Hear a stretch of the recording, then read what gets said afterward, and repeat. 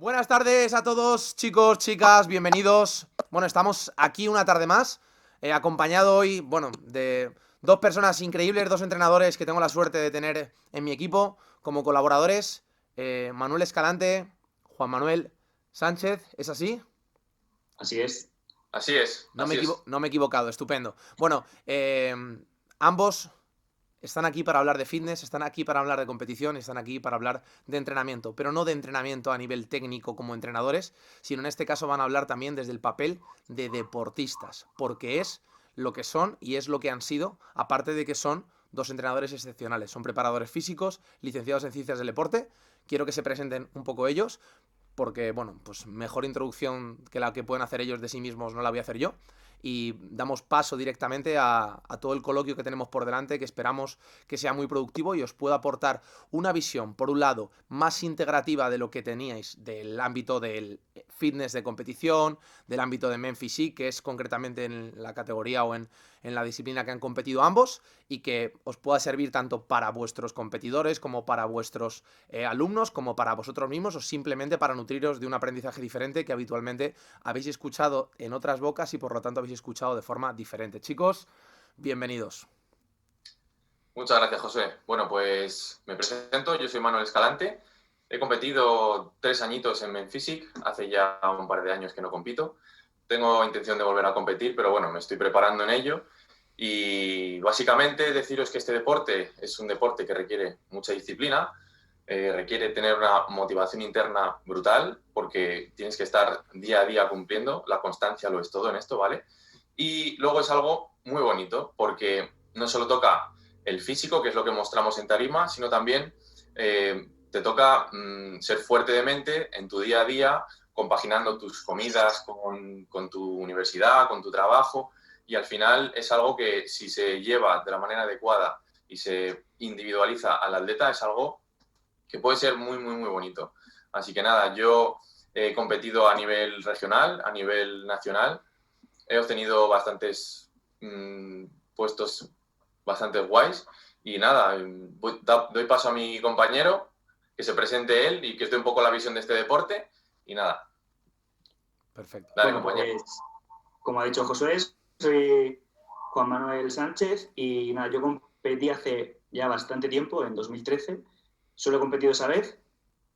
Sí que he seguido como yo en algún momento medio preparándome por si en algún momento volvía, pero sí que es cierto, como ha dicho Manu, que yo más que competir por un físico era por el momento que estaba, por el momento que vivía psicológico en ese año o en esa época. Y quise incluso meterme ese punto extra de exigencia o de tener el foco muy, muy, muy atento y muy preciso en algo para o bien evadirme de lo demás o bien, sí, sobre todo por evadirme de lo demás, pero y tener algo como muy cerrado, muy estricto. Yo quería llevarlo como al extremo, por así decirlo. Y creo que, de hecho, no se considera quizá en algunas organizaciones como deporte, pero para mí es un deporte muy, muy, muy exigente y sobre todo a nivel psicológico, porque físicamente lo primero que suelen preguntar es ¿cuántas horas vas al gimnasio? Exactamente. Y, y digo, no tiene nada que ver con eso el culturismo o sí, a cualquier categoría, men's physique o ya estés en absoluto o al nivel que tú quieras. Y, y nada, y al final por tocar un poco más de deportes y demás, estuve cambiando un poco, pero lo que he vivido desde muy, muy, muy pequeño es el culturismo y rodearme con gente del culturismo y demás. Estupendo. Chicos, bueno, yo no me he presentado. Hay gente que quizás escucha este podcast y no me conoce y dice quién es este tío que está hablando, aparte de Manuel y de Juanma. Bueno, yo soy Josué Tarillo, soy también licenciado en Ciencias del Deporte. He sido competidor durante muchos años, no en Men Physique, pero sí en otros deportes. Y he sido entrenador durante muchos años, sigo siéndolo, y preparador físico. Y bueno, pues la visión que yo puedo tener del mundo del rendimiento también creo que puedo aportar un valor. Y estoy aquí también para aprender, como la mayoría de los que nos estáis escuchando. Y tengo que decir que soy una persona muy crítica, o siempre he sido muy crítico con el mundo del fitness. ¿Por qué?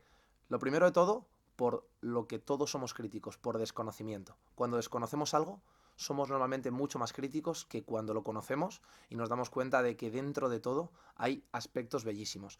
Yo hoy quiero resaltar 2 aspectos que para mí son de admirar de un deporte como el fitness, de un deporte como el culturismo. Uno de ellos es que no es un deporte en el que puedas permitirte el lujo de no ser constante, de no ser disciplinado día tras día, hora tras hora. No hay ningún break.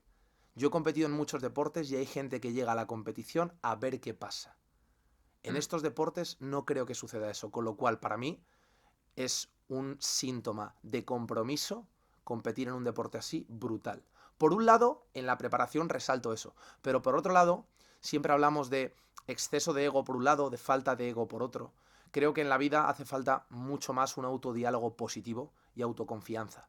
Y cada uno de los deportistas que se suben a una tarima, creo que la autoconfianza que tienen que adquirir o que tienen que demostrar o que tienen que crear y construir es tal que para mí igual. Creo que mucha gente con un autodiálogo negativo, que está todo el día hablando cosas malas de sí mismo, debería plantearse un reto de exponerse, de atreverse, de arriesgarse y de dar lo mejor, que para mí el ponerte en ropa interior o en bañador delante de mucha gente y exponerte directamente como Dios te trajo al mundo, creo que hay que tener mucho valor y creo que hay que tener mucha autoconfianza y, en el buen sentido de la palabra, ego. Y eso es algo que muchas veces nos falta o que malinterpretamos. No sé qué opináis, chicos. Sí, totalmente, totalmente. O sea, incluso los valores que te da el deporte por esa exigencia que tiene, luego extrapolarlo a la vida es quizá más fácil y más práctico de lo que piensa la gente. Porque al final lo que se ve es eso, es como muy de fuera por el desconocimiento que comentas. Pero cuando estás dentro, y cuando digo dentro es de verdad tomarte las cosas en serio, porque luego incluso hay competidores que para mí no están con un pensamiento, con ese foco puesto, ¿no? que comentaba antes, y no creo que se lleven la experiencia ni esos valores o, sí, al final lo que te da toda la vivencia de competir. Y para mí es lo más bonito que he sacado de ahí, realmente. Porque yo creo que incluso si fuese por solo esa parte estética, física que todo el mundo ve, ¿por qué no hubiese seguido compitiendo? Y para mí ya lo que he comentado, que era mucho más por el aspecto psicológico que por el aspecto estético, sin ninguna duda. Sí, yo creo que al final de todos los deportes se puede extrapolar la filosofía que hay detrás a la vida, a tu día a día. Y a mí lo que me dio empezar en este deporte fue disciplina, fue saberme organizar, no sé, que cada día me sale algo me sale un trabajo, me sale un examen, pues me sé organizar mis comidas, sé mover mi entrenamiento, porque sé que lo tengo que hacer y tengo tantas ganas de hacerlo que lo consigo. Y siempre al final me sé organizar y es algo que yo antes no era tan organizado y gracias a esto pues me sirvió un montón. Y yo creo que también es muy importante que si nos metemos en cualquier deporte, pero concretamente en el fitness, que queramos que sea algo que nos va a dar, que nos va a sumar a nosotros. No hacerlo ni por terceras personas, al ser un deporte tan estético, ¿no? Hay mucha gente que a lo mejor lo hace por demostrar a terceras personas y yo creo que siempre tiene que residir esa motivación de dentro, ¿no? Y luego también es importante saber compaginarlo pues con el ámbito social, con las relaciones sociales. Nunca hay que dejar de lado lo verdaderamente importante, lo que tenemos cerca que nos apoya día a día, porque es un deporte que te puede absorber mucho tiempo y puedes dejar de lado ciertas cosas en algún momento y sin darte cuenta puede que las pierdas por obsesionarte, ¿no? Entonces hay que tener en cuenta que se puede competir sin dejar al lado todo eso, ¿no?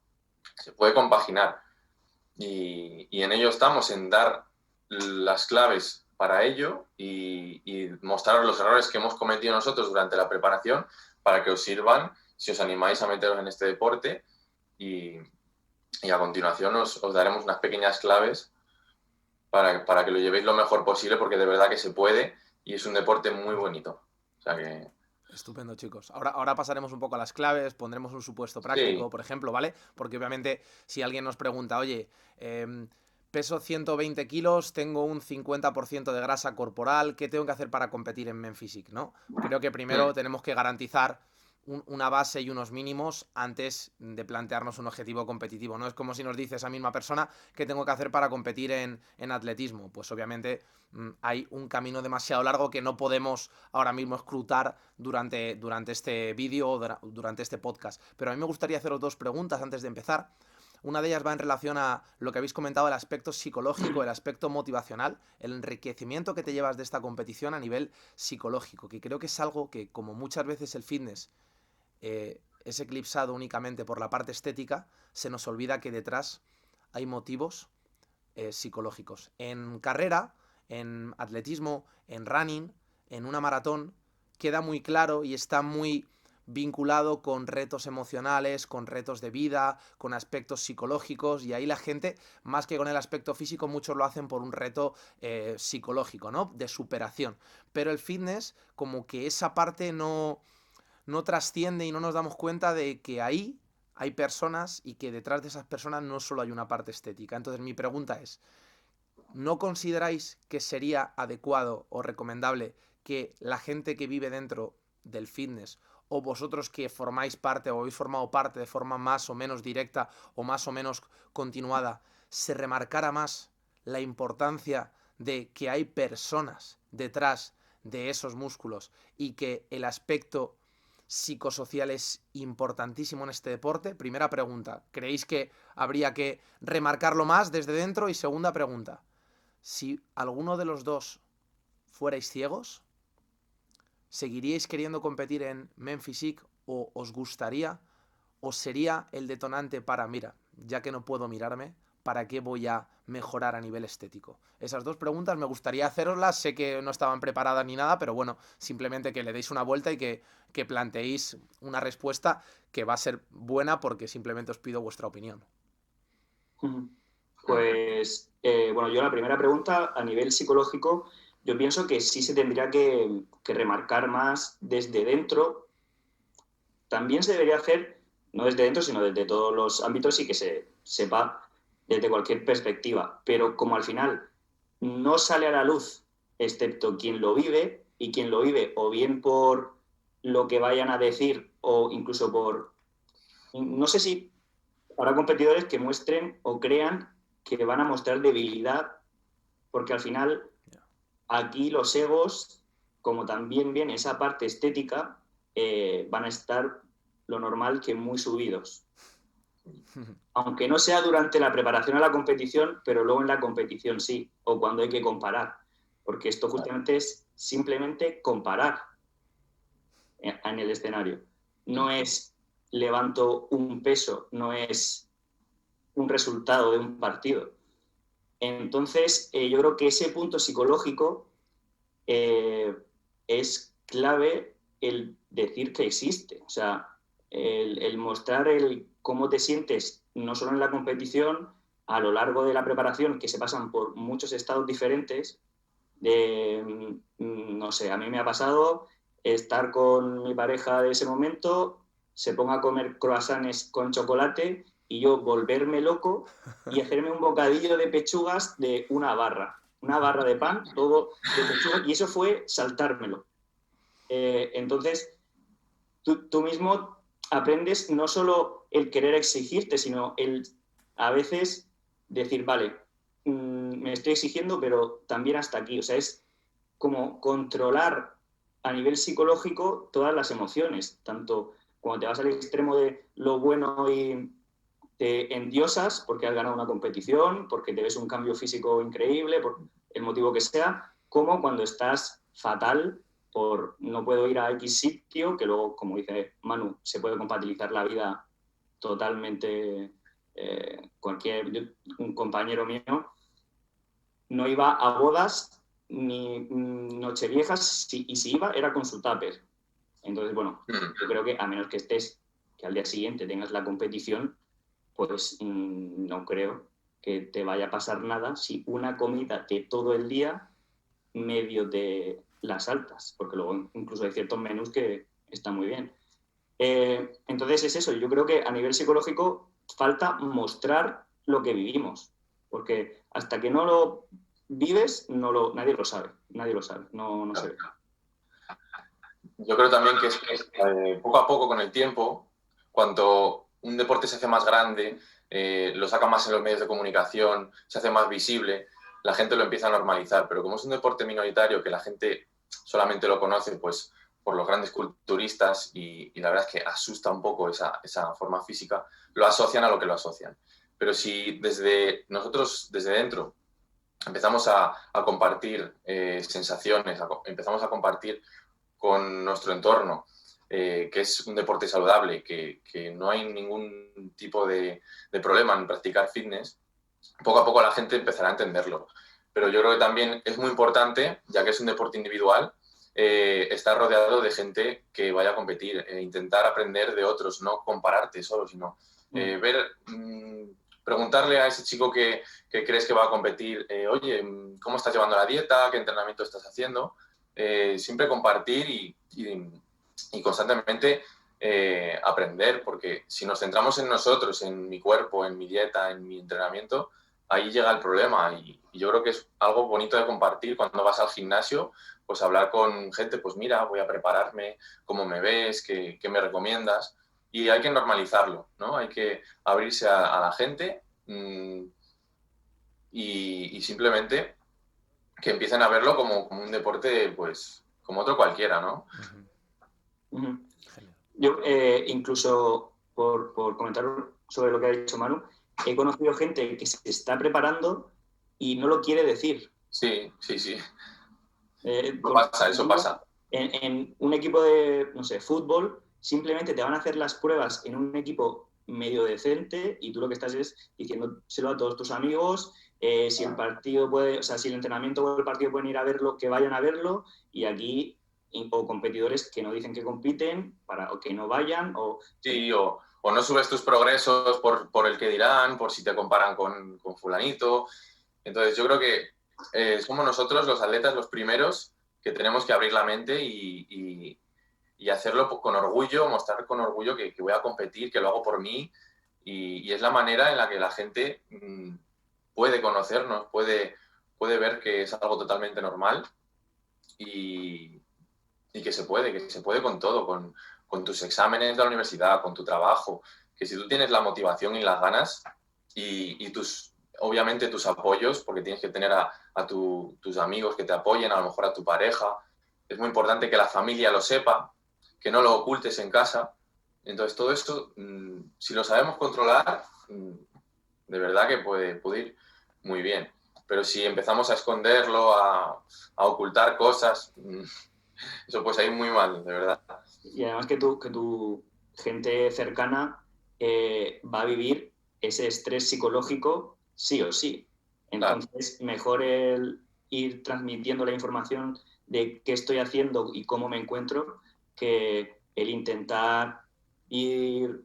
Y luego un consejo que os puedo dar es que no tengáis prisa por competir. Sé que podéis ver vídeos o tener a referentes y tener esa motivación de yo también quiero competir, pero es que a lo mejor no es el momento, a lo mejor no estás preparado. No digo que no tengas el físico, sino que a lo mejor tu entorno, tu bolsillo, no sé, ponte sobre la mesa todos los factores que influyen en una preparación y mira a ver si es el momento o no es el momento, porque mucha gente tiene muchísimas ganas, pero luego hay muchas cosas que no le acompañan y pueden hacer que sea una preparación totalmente odiosa, pues porque en casa no lo comparten contigo, a lo mejor estás con muchas cosas a la vez y no te puedes centrar.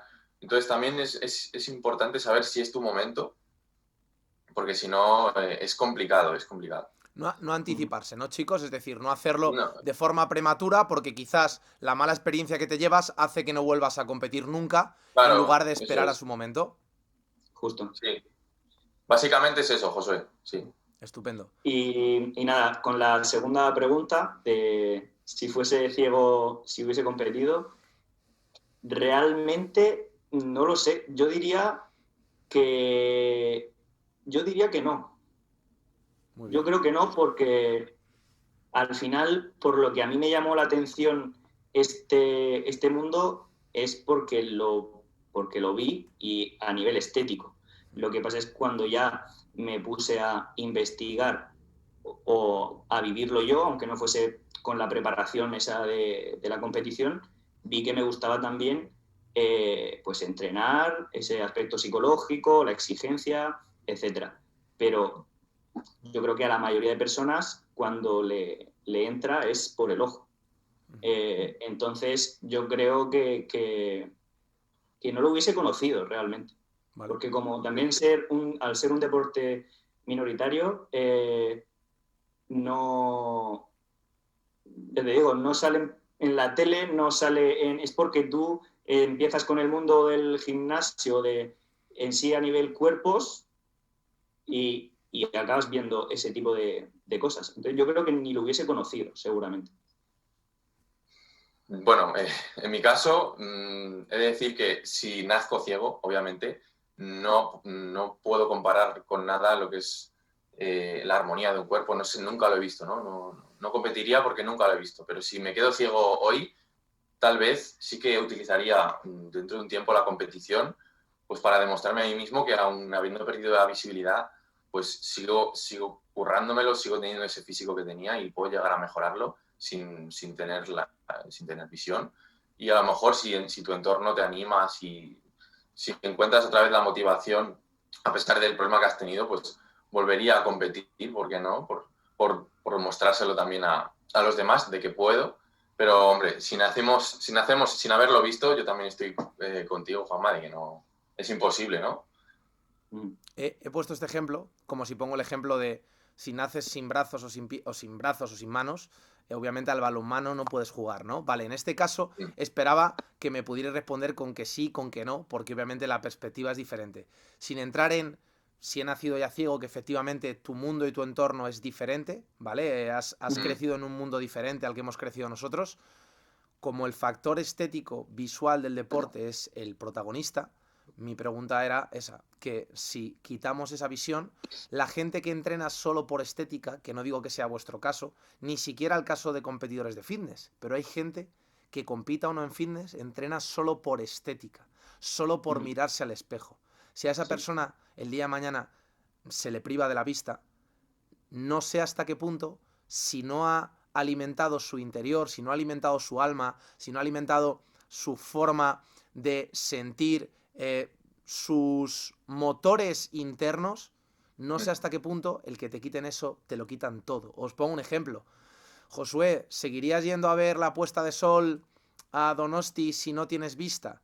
Pues quizás no, o quizás vería el inicio, el amanecer, por el calor que da el sol. Entonces, yo lo que quiero deciros, chicos, es como una forma, tanto a vosotros dos como a la gente que nos está escuchando, de añadirle valor a este deporte, es que aunque no pudiéramos ver, ¿vale?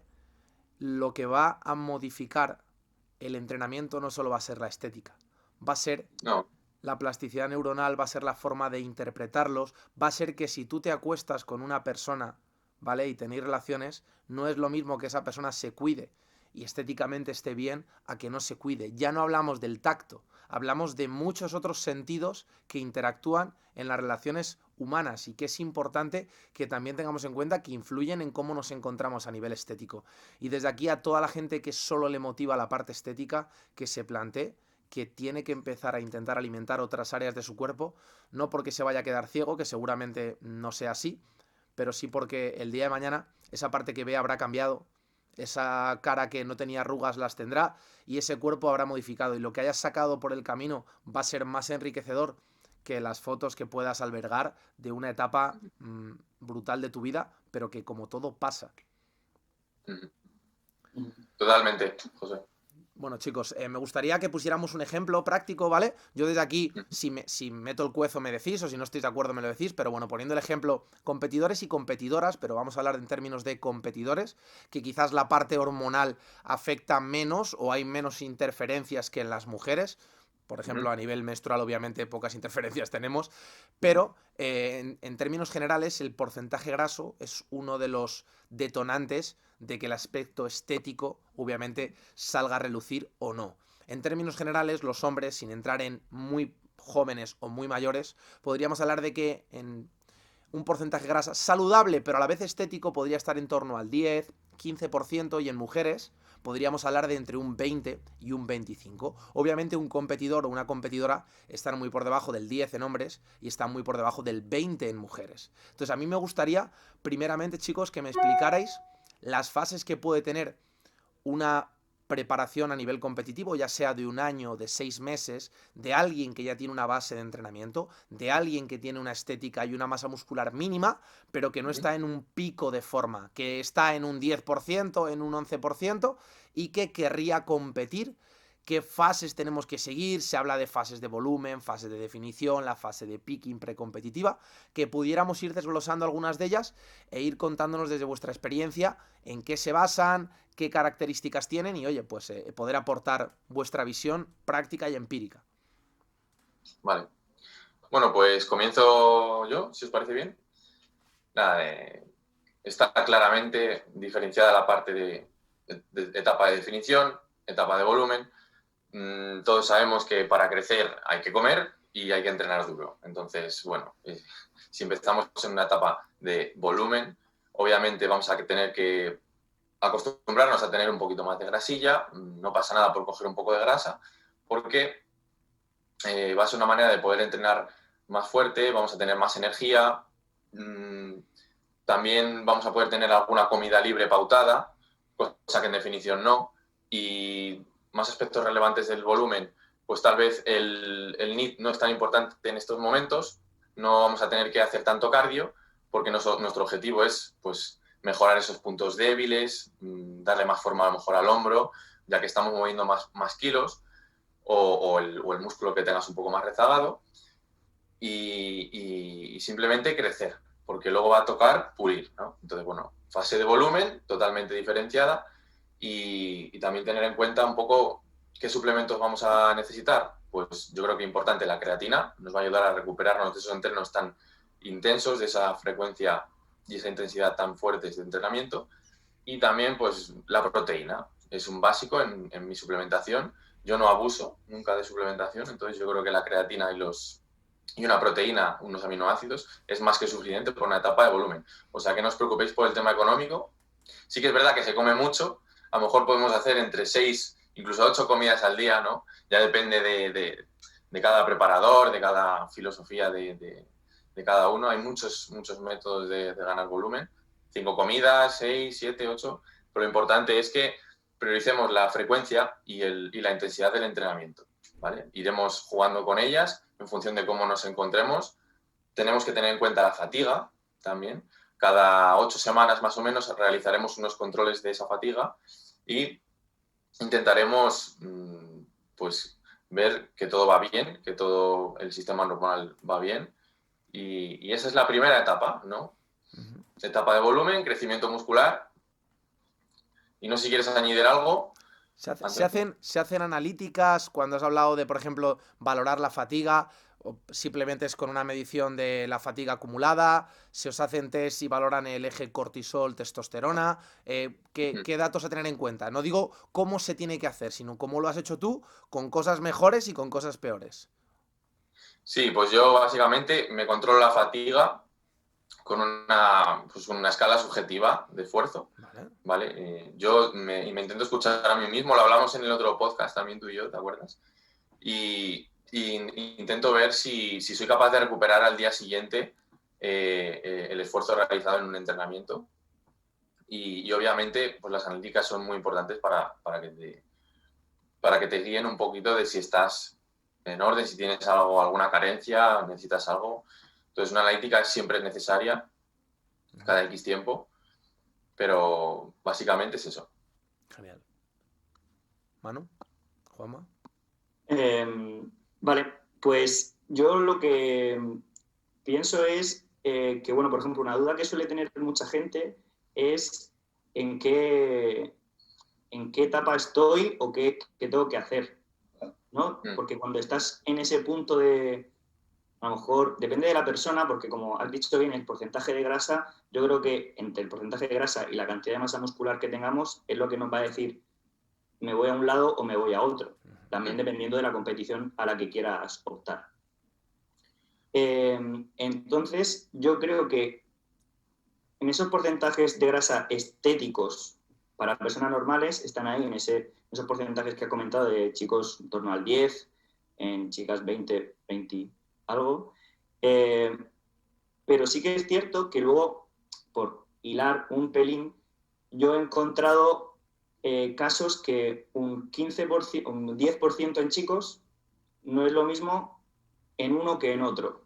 Porque al final la distribución de la grasa sí que entre chicos y chicas hay diferencias más o menos generales, pero incluso dentro de los chicos puede ser que acumule mucho más a nivel pectoral y abdominal, otro en cambio más tren inferior. Entonces a lo mejor ahí hay que ver un poco diferencias entre uno y otro.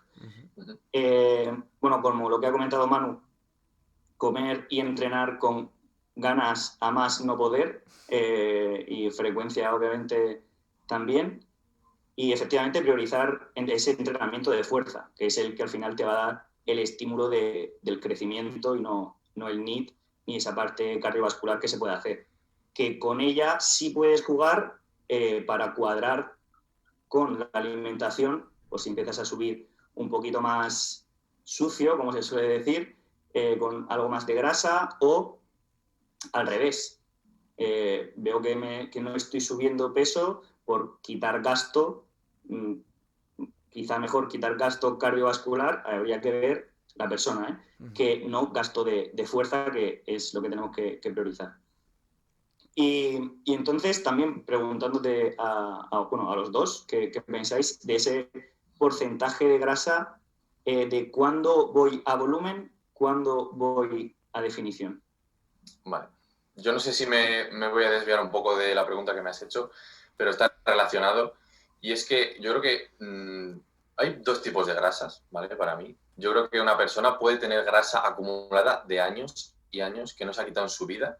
Y si es un sujeto que nunca ha hecho una definición, antes de empezar este volumen, ha de hacer una limpieza, ha de hacer una definición para ver lo que tiene, para ver cómo se queda su cuerpo sin esa grasa de años y años. Y eso es lo más complicado para mí. La primera vez que eliminas esa grasa es muy complicada de quitar. Y yo como consejo os diría que si vais a empezar a prepararos para una competición, primero sepáis lo que tenéis debajo, veáis los puntos débiles, los puntos fuertes, y ya podéis empezar de cero, por así decirlo, para construir una base con esa etapa de volumen y poco a poco ir subiendo una grasa, pero una grasa buena, por así decirlo, que no la tienes de hace años y es una grasa más dura, ¿no? No sé si lo habéis notado, pero yo cuando hago revisiones a mis clientes, se nota cuál es la grasa que vale, que es un poco blandita, pero hay grasa dura, hay grasa de que está ahí abajo y cuesta sacarla. Entonces, importante, antes de hacer un volumen, hacer una pequeña defi para ver qué es lo que tenemos y qué es lo que hay que trabajar, dónde tenemos que incidir más y dónde menos. Así que bueno, quería comentarlo también como consejo. Un porcentaje que te permita ver, ¿no? Lo que hay. Sí. Y a partir de ahí... Me flipa, chicos, me flipa. Dos cosas. Una, porque estoy totalmente de acuerdo con Juanma. Hay personas que para llegar a la definición que se les vea el abdomen van a tener que bajar de un 10, otros van a tener que bajar de un 8 para que se les empiece a ver, y otros van a tener que bajar de un 15 porque prácticamente siempre se les ve. Entonces, la parte estética va a ser muchas veces el feedback que vamos a utilizar más que el porcentaje graso según nos digan, porque a lo mejor tu distribución es prácticamente grasa abdominal. Entonces estás muy bien de todo en términos globales, pero el abdomen no, y al final el abdomen es el centro de tu cuerpo, y quizás es la altura a la que van a ir muchas miradas, tanto para valorar la parte superior como valorar la parte inferior. Pero me ha encantado porque os he preguntado por la fase de volumen y hemos arrancado con la fase de prevolumen.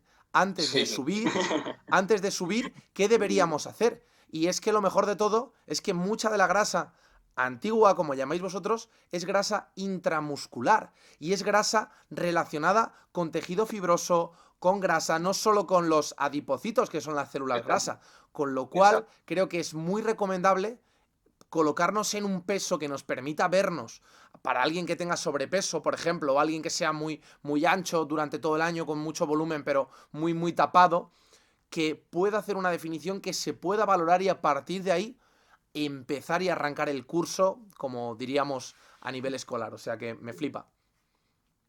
Eso es.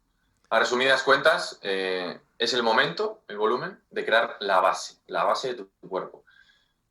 Las formas que van a ser al final lo que te va a hacer ganar una competición, unos hombros grandes, una espalda ancha, densa. Es el momento de crear la base. Luego ya habrá tiempo, a medida que pasen los mesociclos, de ir puliendo, de ir dando más matices a ciertos músculos, entrenos diferentes, pero bueno, volumen es base. Hombros grandes, espalda ancha. Me encanta. Dos cosas que a lo mejor la gente no se plantea, pero que en los hombres, por ejemplo, pues quizás definen la parte superior, tal cual ha explicado Manu. ¿Y qué hay de las piernas, chicos, en Men Physique? Pregunto, porque obviamente en culturismo casi diríamos que es el foco o el hándicap de muchos Sí. deportistas. Has hablado hombros, obviamente espalda. Piernas, sí, no. Vale. Bueno, obviamente no me he leído la historia del Men Physique, pero bajo mi punto de vista es una categoría que ha querido llegar a más gente. ¿Y cómo se puede llegar a más gente? Obviamente la pierna es lo que más cuesta trabajar. Nos ponemos un bañador, es muy bonito, tienes un estilo surfero, pero al final es una categoría que ha surgido para llegar a más gente y que el culturismo llegue a más gente y lo han conseguido con esta categoría. Es una categoría muy estética, un cuerpo surfero, atlético y también no nos tenemos que olvidar de la cara, de lo que transmites cuando estás en la tarima, porque eso también te lo van a valorar. Tener una sonrisa, sentirte con confianza. Y eso a mí me hizo quedar segundo en el Campeonato del Norte de España. Yo llevaba el mejor físico, pero estaba un poco nervioso y en la cara se me notaba. Y luego el juez me dijo, tú tenías el físico, pero tu compañero tenía una sonrisa profiden que alucinas. Y le dimos la victoria a él. O sea que es muy importante cómo transmites encima de la tarima, ¿de acuerdo? Súper importante. Y yo eso es algo que he aprendido y que sinceramente hay que practicarlo también. Otra cosa muy importante, las poses, ¿de acuerdo? Hay que practicarlas en volumen. Aunque tú no te veas, tienes que practicarlas durante toda la temporada para que al final te pongan una venda y te salgan las poses clavadas. Sí. Y el último consejo de las poses que puedo dar, que a mí me pasó, es que yo posaba siempre, bueno, en el espejo, ¿no? Te ponías ahí, te veías súper bien, te las sabías todas, pero ¿y si te quitan el espejo? Que tú cuando vas a competir no hay espejos, hay público, no te estás viendo, ¿de acuerdo? Es muy importante posar con un móvil, ¿vale? Yo cogía un teléfono móvil y me ponía a grabar y luego veía, pues lo iba adelantando, lo iba atrasando para ver qué es lo que fallaba, qué es lo que no. Y es un error que yo creo que comete mucha gente, el posar sin espejo, ¿de acuerdo? Porque al final la prueba final es sin espejo y tenemos que estar preparados. Que si nos ponen una venda, lo hagamos, vamos, a ciegas. O sea, importantísimo. Y nunca mejor dicho que hemos estado hablando de eso hace bien poquito. Justo cuando has comentado el tema de las poses, a mí de hecho es una cosa que me pasó en mi competición. Yo practicaba y hacía el tonto día y noche delante de cualquier espejo que me cruzaba por casa, pero luego en la competición ni había espejo y en mi caso tampoco había nadie que me guiase. Entonces, cuando yo luego vi fotos, tampoco es que posase fatal porque ya había estado mucho tiempo posando, pero no posaba como debería de haber posado, no tan bien como debería. Y eso es clave, obviamente. Es clave, es un consejo a tener en cuenta. Y bueno, la pregunta que lanzabas, Josué, la pierna no puntúa, ¿de acuerdo? Como si tienes unas barras de pan que da lo mismo, no va a puntuar, ¿de acuerdo? Sí que a mí personalmente me encanta entrenarla, no podemos olvidarla. Eso no quiere decir que no vayamos a entrenarlo durante toda la temporada, porque al final también hay transferencia del entrenamiento de tren inferior al tren superior y aunque no se vaya a ver en la tarima, debemos de entrenarla por igual. Es un músculo más, es la mitad del cuerpo prácticamente y hay que darle caña a las piernas. Sí, sí. No se ve en Porque tarima. luego a lo mejor cambias de categoría, a lo mejor luego decides cambiar de categoría, vas mejorando y ya la pierna ya se ve, entonces... Eso es. Digo que no se ve en la tarima, pero sí te lo ve tu pareja, sí te lo ve tu familia y al irte a comprar pantalones también. Entonces yo creo que obviamente como cualquier competidor de Men Physique también es no competidor, ¿no? Porque obviamente la competición tiene un inicio y un final y el resto de tu vida es importante, pues también el retar a la musculatura de estabilidad central a través de entrenamiento de tren inferior creo que es también aconsejable. Es clave, sí. Yo, en mi opinión, bueno, coincido con Manu con el por qué se creó la categoría. Totalmente, yo creo que es para que al final, ya que hay muy poca gente comparado con otros deportes que intente meterse en el mundillo, pues para llegar a más personas se creó esta categoría. De hecho, en Estados Unidos, que es como más puro el culturismo o la cuna, ¿no? Un poco del culturismo, el Men's Physique ha sido muy, pero que muy criticado. Muy criticado y de hecho se sigue criticando o comparando con el resto de países, porque tú ves competidores de Men's Physique de Estados Unidos y nos ves a nosotros en España y ahora se está igualando un poco más, pero ellos son mucho más grandes. Mucho más grandes. Y al principio aquí pasó, y también pasó en mi competición, que se presentaba gente que se notaba que hacía deporte, pero de ahí como para competir en culturismo, o también hay gente que diferencia culturismo a partir de Classic y Men's Physique es fuera de culturismo. Bueno, pues ya cada uno. ¿Perdona? Sí, continúa ahora. Y entonces hay gente al principio que se lo veía como muy accesible para cualquiera. Y sí que es cierto que en cuanto cogen un punto de definición que ya se veía algo estético, entre comillas, porque para esa categoría para mí no es estético, se presentaban con mucha facilidad. Y bueno, en realidad eso, en resumen, que yo pienso que se ha creado por eso. Y el tema del entrenador, yo creo que también es importante que sepa diferenciar dentro de los diferentes niveles o diferentes categorías, incluso el cómo a nivel psicológico o a nivel entrenamiento todo afecta el tema de las piernas.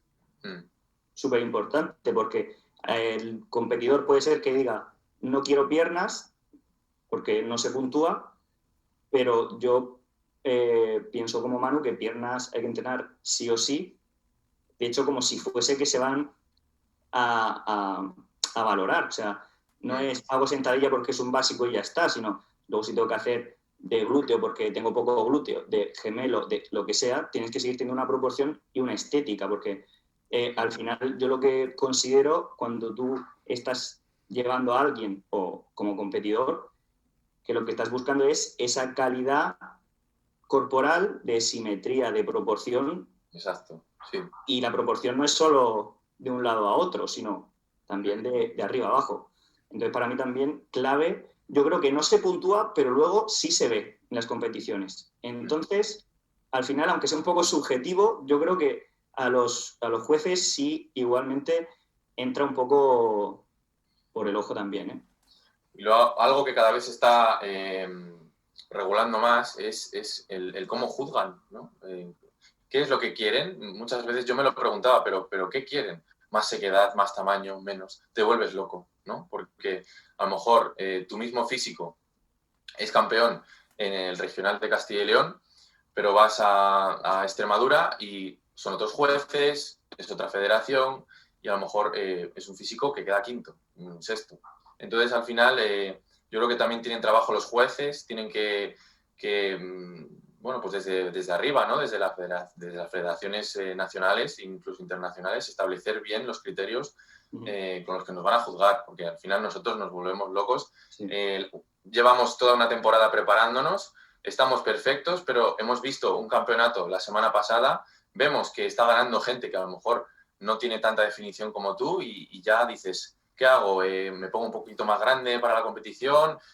¿Afino más, menos? Entonces, como consejo, vosotros intentad ir lo más estéticos y lo más definidos posibles, porque la definición es lo que manda en esta categoría, el abdomen es lo que manda. Y luego lo que no depende de vosotros es ya, bueno, pues lo que tengáis a los lados vuestros, ya que os están comparando con mucha gente alrededor y dependemos, lamentablemente, dependemos de los que tenemos a nuestro lado. Yo hablando con un juez en una ocasión, me admitió de que si en un regional de Castilla y León había 6 personas con una línea fina, delgada, y tu cuerpo era el más estético y el más grande, el más voluminoso, tu cuerpo destacaba por encima de esa línea general y no ibas a puntuar bien. Iban a quedar bien los que tenían los 5 cuerpos que eran de línea similar y la tuya no encajaba ahí en esa competición. Entonces es un deporte complicado también para los jueces, porque deberían de tener las reglas mucho más definidas. Incluso Manu ha comentado de una competición de un lado de España a otra zona, pero sí. Incluso misma competición de un año al año siguiente. Sí, tal cual. Sí. Compites a nivel regional, donde sea. Te dicen, no, es que, hablando con los jueces, ibas muy pasado de músculo, destacaba mucho, demasiada cantidad. Al año siguiente te preparas con menos tamaño muscular, a lo mejor afinando un poquito más, que es lo que te han dicho, y luego te quitan puntos por eso, porque ese año, o bien por esa línea se ha quedado un pelín más alta y tú destacas como te has quedado pequeño, o por... Entonces, es por eso mismo lo que hablábamos antes de que lo tienes que hacer también por ti. Tienes que mirarte al espejo y decir, joder, lo que he conseguido. Que luego no tienes suerte porque no encajas, bueno, pues eso ya es otra cosa, pero al final lo tenemos que hacer por nosotros. El éxito de esta competición, si me lo permitís, es la propia preparación y el llegar al día en la mejor versión tuya. Porque por lo que me estáis comentando, la referencia de los jueces no es una referencia estándar, objetiva, sobre la cual vean todo lo demás, sino que van a jugar con comparativas duales con el que tienes al lado y con el otro, con lo cual el componente subjetivo no podemos nosotros controlarlo, por lo tanto no depende de nosotros. También quiero decir que no estoy criticando a los jueces, me parece una labor muy complicada, una competición de culturismo. Son relativamente minutos en los que juzgan a lo mejor, yo estaba en un campeonato de España con 40 atletas a la vez que yo, y es muy complicado juzgar a tanta gente a la vez en tan poco tiempo. Y para que os hagáis la idea, lo importante de que es el abdomen y los hombros, en la primera criba, ¿vale? En el primer pase a la final, o a la semifinal, perdona, únicamente se van a fijar en la estructura de triángulo que tiene un men's physique, que son los hombros y la cadera, y la zona media, ¿vale?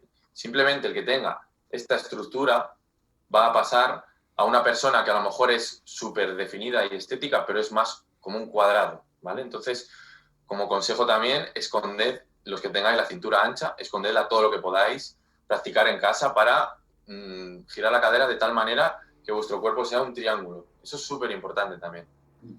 Qué bueno. Chicos, cerrando el tema de la fase de volumen, ¿vale? Para no extendernos demasiado, ¿qué ejercicios y qué alimentos serían los que destacaríais en la fase de volumen, si hay que destacar alguno? Aunque luego los destaquéis otra vez en la fase de definición, pero sí me gustaría que, por lo menos respecto a vosotros, oye, si vivierais en Japón, pues destacaríais a lo mejor el sushi. Aquí a lo mejor, en su día, en 2013, Juanma no comía sushi. Contadnos un poquito. Juanma, ¿te parece que le des tú a la nutrición y me pongo yo con los ejercicios de entrenamiento? Vale, sí, sin problema. Vale, en cuanto a nutrición, pues, a ver, yo tanto en volumen, que es lo que vamos a hablar, como en definición, la verdad que para mí la proteína más que alimento, estoy hablando de macronutriente, pero por centrarme en un alimento, ahora voy a hablar del huevo, que me parece el alimento estrella en general, no solo para volumen, sino para la vida. Soy muy fan del huevo. Pues en concreto de la yema del huevo, que muchas veces también se aparta, y para mí eso es un delito increíble. Bueno, pues lo veo por en sí el aporte de calidad de proteína que te da, y también a nivel de grasas, micronutrientes, etc.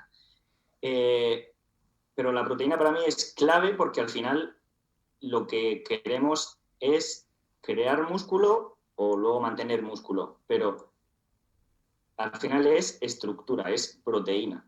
Entonces lo que te lo da es la proteína.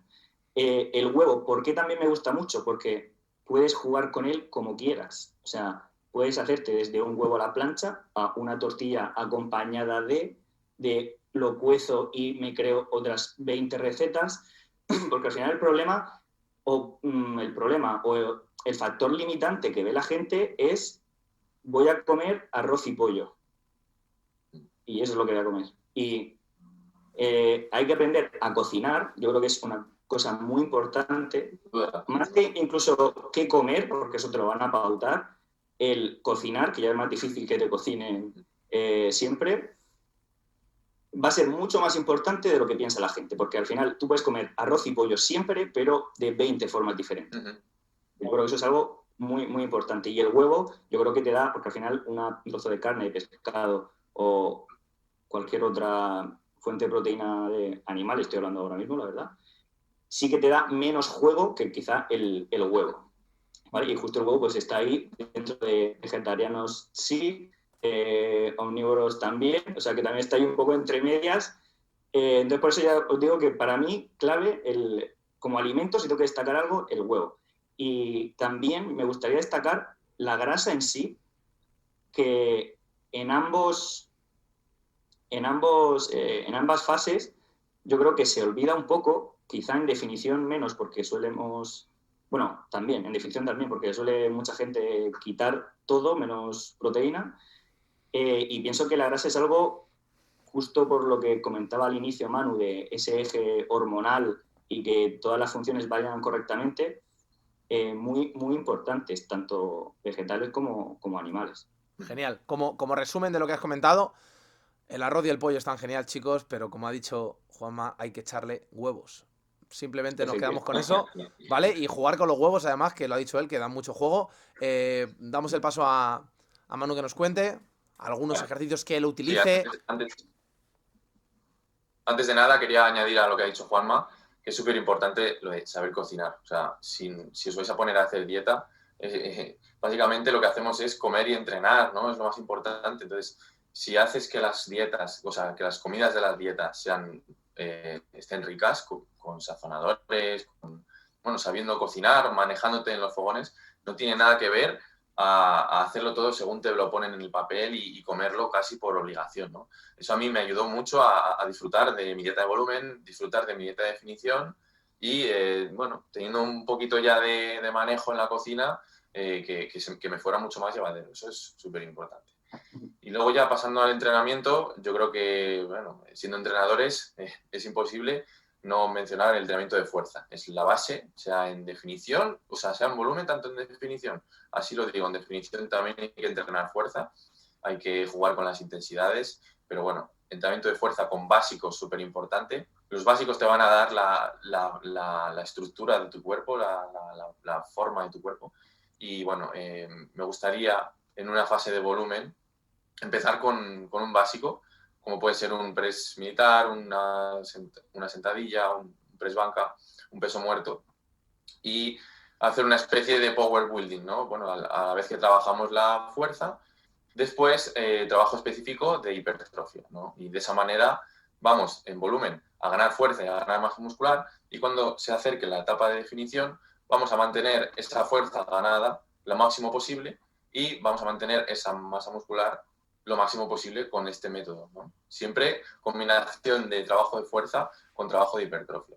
Sí que es verdad que cuando lleguemos a la definición cambiarán los sistemas de entrenamiento. Personalmente me gusta trabajar en super series, me gusta descansar poco entre series para acelerar el metabolismo, para trabajar en fatiga, y yo creo que el trabajo a altas repeticiones, ahora que se acerca la competición, le da al músculo un aspecto más, bueno, más tonificado, más rocoso. Siempre habéis oído hablar que tonificar, pues hay que aumentar las repeticiones, ¿no? Y yo creo que algo tiene de razón. Así que, bueno, básicamente, cuando estemos en volumen, tal vez sí que sean menos series y más más volumen de entrenamiento y más en la etapa de definición yo primaría la intensidad en cuanto al volumen. Pero es mi humilde opinión. Sé que hay 20.000 tipos de sistemas de entrenamiento, muchas maneras de hacerlo, y lo importante al final es que le pongamos un par de huevos, porque entrenar y comer es básico y lo vamos a hacer. Estupendo, chicos. Si tuviéramos que pasar ya, hemos ganado unos cuantos kilos de peso, que se reflejan a nivel estético en que hemos ganado cuerpo, la ropa no nos queda tan ancha, hemos ganado cuello, brazos, hombro, espalda, piernas. Queremos empezar la fase de definición, ¿vale? ¿Cómo interpretaríamos ese cambio? Tanto a nivel de hago una fase de descanso o de descarga, como cuando hacemos fuerza si se hace, aquí no lo sé.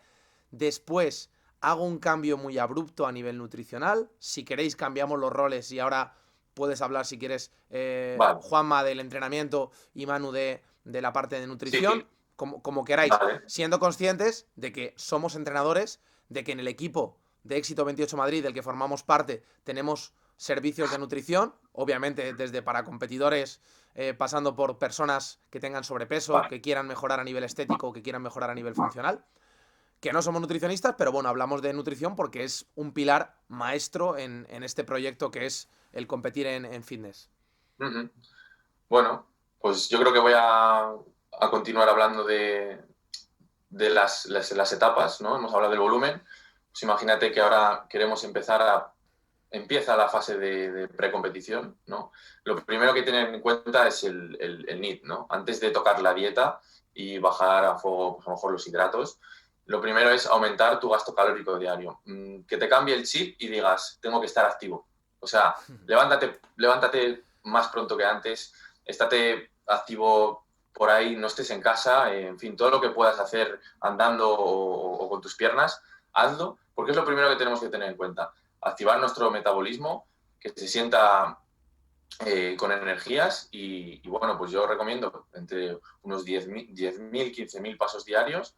Para empezar está bastante bien, ¿vale? Lo primero, antes de tocar la dieta, aumentar ese NEAT y a mayores iremos jugando con las calorías en función de nuestras basales, poco a poco irlas bajando.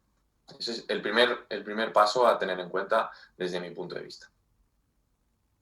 A nivel nutricional, de entrenamiento. Sí, perdona, Josué. Sí, a nivel nutricional, a nivel de entrenamiento, algunas cositas que queráis que cambiemos, porque por ejemplo, yo podría decir, oye, pues si tengo que aumentar mi NEAT, mi gasto calórico que no sea dentro del ejercicio, quizás en el gimnasio, por ejemplo, hacer los descansos activos andando entre series, si soy una persona que habitualmente descanso sentada entre series, puede ser un complemento muy bueno, aparte de que yo ande en mi día a día más y esté, como ha dicho Manu, un cambio de chip para empezar a moverme más. Sí, totalmente. O sea, eso puede ser un ejemplo muy bueno. Sí que es cierto, hay que tener en cuenta que ese descanso activo o lo que realicemos por aumentar el NEAT durante el entrenamiento, que no interfiera en lo que hay que priorizar. Eso, pero sí sería una opción muy, muy viable. Con respecto un poco a lo que decía Manu, yo también soy partidario de que se aumente ese flujo energético de más alimentos y más gasto, o más calorías y más gasto, más que quitar calorías e ir reduciendo hasta el no comer o no sé hasta qué punto. Hasta acabar comiendo solo aminoácidos en pasta. Efectivamente. Que lo he visto que la gente lo hace y... Sí, yo también conozco a algún loco. Sí.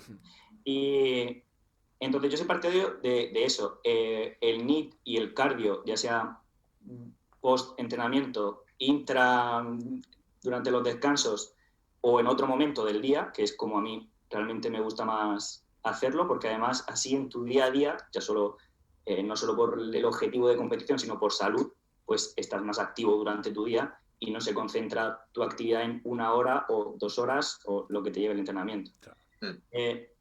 Ya que lo quieras hacer en ayunas, no en ayunas, eso, igual que cardio de baja intensidad, alta intensidad, con el HIIT, que desde hace unos años se ha puesto muy de moda también en competidores, mientras no influya negativamente en esa parte de fuerza que siempre se va a tener que priorizar para mantener la masa muscular, no hay ningún problema, tanto por gustos, porque a uno le va a funcionar mejor una cosa y a otro otra, ya es adaptarlo al competidor.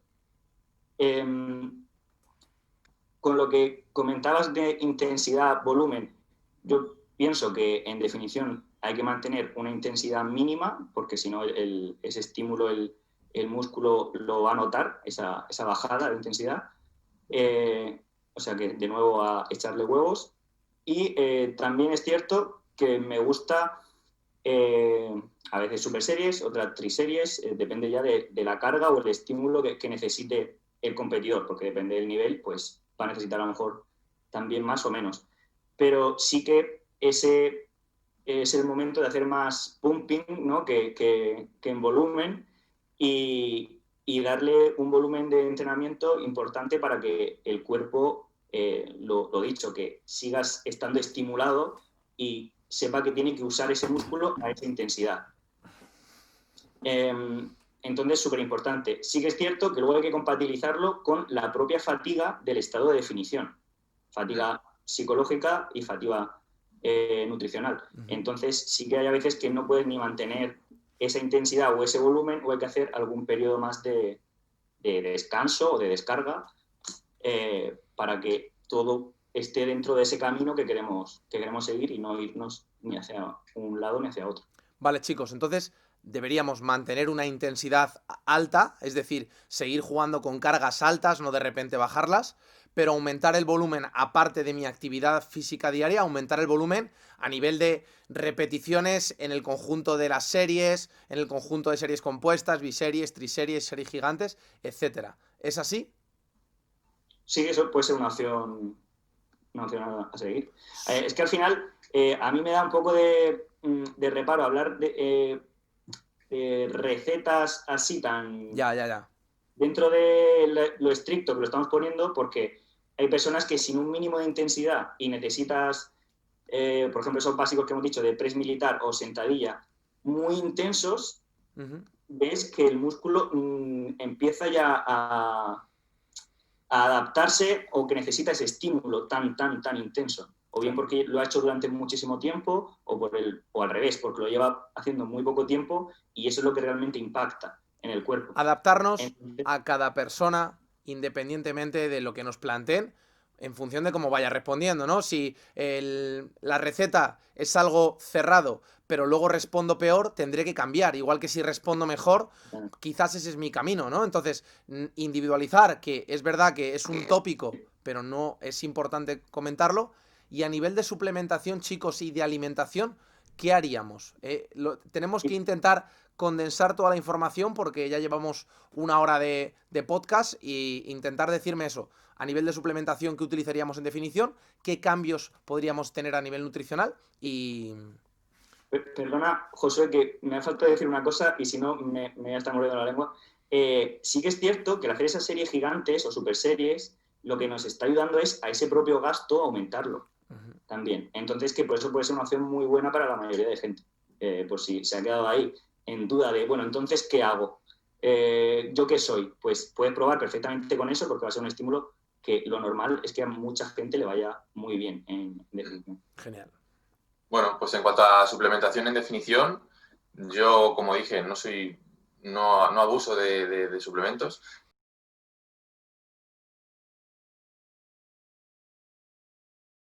Chicos, con la pequeña interrupción que hemos podido tener, queremos hacer este desenlace, el desenlace de este podcast a través, pues, de cómo intervenimos en definición. Nos hemos centrado mucho en volumen, importante toda la parte psicológica que hemos trabajado, que hemos explorado. En definición, ¿qué cambios daríamos a nivel de suplementación? Que creo que es en lo que estabas, a nivel nutricional y a nivel de entrenamiento.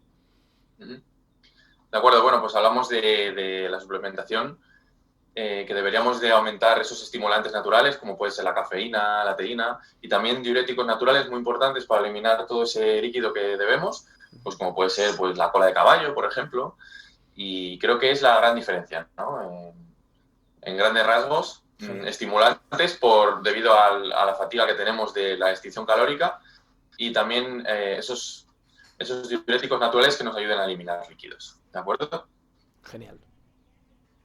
Yo, bueno, remarcar que para mí es como el suplemento que a mí más me gusta, aparte por la evidencia científica también que tiene, e igualmente la creatina, como ha comentado antes Manu, en volumen también, pero para mantener y seguir entrenando con esa intensidad y aguantar, porque muchas veces la intensidad la aguantamos, pero debido a esa fatiga o a esa restricción calórica, aguantamos pero poco tiempo. Cuando ya acumulamos un poco de series, ya el rendimiento cae y al final ese rendimiento es el estímulo, esos pesos o esas repeticiones son el estímulo que le estamos mandando. Entonces, si bajan los pesos o bajan repeticiones, es bajar estímulo, por hablar así.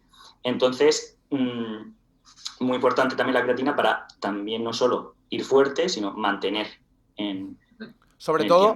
todo para personas quizás que pierdan músculo muy rápido, que tengan un catabolismo más acelerado, ¿no? Respecto a la hidratación, que no hemos hablado nada y lo considero un aspecto importante, Exacto. que Súper importante. has hablado obviamente de diuréticos naturales, pero sí me gustaría que hablarais de la hidrólisis o de cómo lo interpretasteis vosotros desde el error o desde el éxito, el tema de la hidratación. Vale. Bueno, pues yo voy a ser muy sencillo. Yo, seguramente mi compañero a lo mejor lo complica un poco más, pero yo siempre había tenido miedo a lo de las bajadas de agua, la sal, cargas y descargas, y cuanto más me preocupaba por ello, peores resultados obtenía. No porque hice las cosas mal, sino porque creaba un estrés psicológico a mayores de lo que viene a ser la propia competición. Entonces, normalicé la sal normal, ¿vale? Tirando a baja. Y el agua, sí que es verdad que yo soy de beber mucha agua, entonces bebía en precompetición en torno a 5 o 6 litros de agua diarios, ¿de acuerdo? Y importante también, no prepararte para el día de la competición, prepárate para un par de semanitas antes, que te den tiempo a jugar un poquito con el agua, hacer una pequeña descarga de agua de lunes a sábado, jugar un poco con la sal. Al final tienes que hacer muchas puestas a punto, muchos simulacros, ¿no?, de competición, para que tú encuentres cuál es lo que mejor te sienta a ti. Hay gente que corta el agua, le viene genial. Hay gente que corta el agua y sale plano y sale como un fatal, ¿de acuerdo? Entonces, importante también prepararte unas semanitas previas para que no haya sorpresas y no hacer cosas raras antes de competición. Un competidor, un atleta natural, tiene que ir muy lineal, ¿vale? Y no hacer cosas raras ni cambios bruscos para no trastornar nada, ¿de acuerdo? Genial. Sí, totalmente de acuerdo. Yo pienso que esos simulacros de competición son súper importantes y necesarios, porque persona que realmente tiene que cortar el agua, y cuando digo tiene, es como necesidad de cortar el agua para competir, es porque no va en el punto de definición que tiene que ir. Claro, no. Eso es muy antiguo, esos son mitos que había antes y ha evolucionado mucho la ciencia, hay muchos protocolos que incluso la gente en vez de bajarla la sube al máximo y juega con las sales minerales. Entonces son, bueno, protocolos antiguos que yo creo que se han quedado muy atrás de las posibilidades que tenemos hoy día, mucho más saludables. Totalmente, incluso, bueno, yo conozco también gente que está tomando agua destilada en momentos antes de competición y, bueno, locuras de todo tipo. Y al final yo creo que si se juega con el agua, efectivamente, o con la hidratación, porque al final no es solo el agua con lo que está jugando, es ya si te metes en esos temas de, bueno, pues sodio, potasio, o cómo al final también termorregula o cómo suda esa persona para ver realmente qué pérdida o por qué viene esa pérdida. Pero como regla general y sin entrar en cosas muy específicas y ya que supongan un poco más de dificultad conseguirlas, es coger bien el punto antes de la competición, no esperar de me quedan 2 días, en 2 días voy a estar para competir. Y es por eso que yo creo que ya, resumiendo, lo más importante es individualizar todo el programa de entrenamiento y el protocolo de nutrición, y también tener muy claros las semanas, todo estructurarlo perfectamente para que no haya sorpresas y tener esas semanas previas para poder hacer pruebas puestas a punto y que no te toque hacer cambios en el último momento, que es cuando vienen esas sorpresas que no deberían. Genial, chicos. Como resumen, si queréis añadir lo último, yo me gustaría añadir, haciendo alusión a lo que ha comentado Manu, que alguno os puede sonar como mucha hidratación. Mirad, la sobrehidrólisis de forma puntual no va a ser negativo. Obviamente, si siempre tomas 5 o 6 litros de agua, sí que obviamente va a afectar a la volemia de tu sangre y demás. Pero al final hay una hormona que es la que retiene líquidos, que es la aldosterona, ¿vale? Sin entrar en términos muy técnicos. Si yo me hidrato por encima de lo que me suelo hidratar, la aldosterona va a bajar. Porque a tu cuerpo va a decir, a ver, si este tío me está dando más agua, ¿para qué voy a retener yo líquidos? Igual que un camello en el desierto hace lo contrario. Dice, voy a retener líquidos porque yo no tengo apenas agua. Lo mismo con el tema de las grasas que ha comentado Juanma al principio. Si yo restringo grasas por doquier, quizás pueda obtener un resultado estético, pero quizás la cago porque al no darle ese macronutriente a mi cuerpo dice, no me lo das, lo retengo. Puede ser que sí, puede ser que no. Como ha dicho Manu, hay que individualizar, pero intentad pensar que si yo quiero poder ser más efectivo utilizando algo, si yo quiero ser más efectivo utilizando mancuernas, tengo que entrenar con mancuernas. Y si yo quiero ser más efectivo utilizando grasas, también tengo que utilizar esa ingesta de grasas de la misma forma que la hidratación y de la misma forma que cualquier otro macronutriente que tengamos en nuestro día a día. Totalmente.